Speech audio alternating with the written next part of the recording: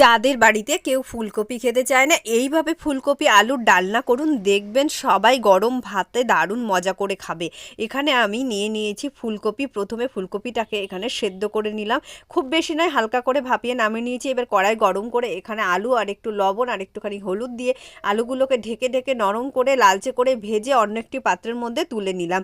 এবার এই তেলের মধ্যে দিয়ে দিলাম ফুলকপিগুলোকে সেদ্ধ করে নামিয়ে জল ঝরিয়ে নিয়ে তারপরে লালচে করে ভেজে নিলাম, একটু লবণ আর হলুদ দিয়ে অন্য একটি পাত্রের মধ্যে তুলে ওই তেলে ক্যাপসিকামগুলো ভেজে নিলাম, একটু হালকা করে নেড়ে চেড়েই তুলে নিলাম। ওই তেলের মধ্যে দিয়ে দিলাম গোটা জিরে ফোড়ন দিয়ে এর মধ্যে একটু আদা বাটা দিলাম, আদা বাটা নেড়ে চেড়ে টমেটো কুচি দিয়ে দিলাম, টমেটো কুচির মধ্যে একটুখানি লবণ দিয়ে নেড়ে চেড়ে কিছুক্ষণের জন্য ঢেকে দিয়েছিলাম। তারপরে লঙ্কার গুঁড়ো, হলুদ গুঁড়ো, জিরে গুঁড়ো একটু পেস্ট করে নিয়ে এর মধ্যে দিয়ে দিলাম, নেড়ে চেড়ে ভালো মতো ওর মধ্যে সমস্ত ভাজাগুলো দিয়ে দিলাম।